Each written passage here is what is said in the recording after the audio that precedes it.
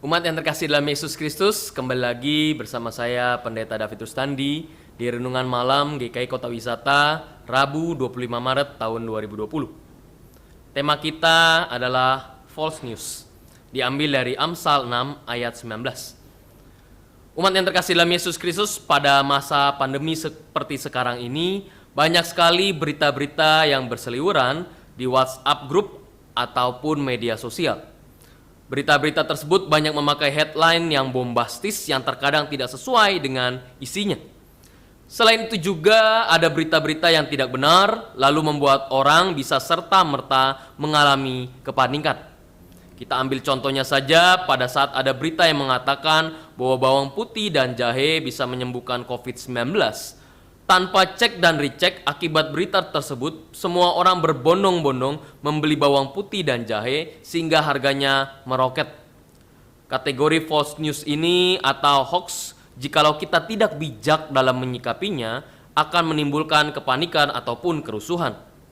Ada beberapa orang bahkan yang menyebarkan hoax di lini masa media sosial mereka, akhirnya harus dipenjara karenanya. Kalau kita lihat di dalam Amsal 6 ayat 19, seorang saksi dusta yang menyembur-nyemburkan kebohongan dan yang menimbulkan pertengkaran saudara. Kita dapat melihat bahwa saksi dusta atau hoax dapat menimbulkan pertengkaran atau kehebohan. Sikap saksi dusta merupakan salah satu yang tidak disukai oleh Tuhan. Dan ini pun termasuk dalam 10 hukum Taurat. Umat yang terkasih dalam Yesus Kristus, oleh karena itu kita harus bijak dan cermat dalam memilah berita yang akan kita sampaikan kepada orang-orang di sekeliling kita ataupun rekan-rekan kita.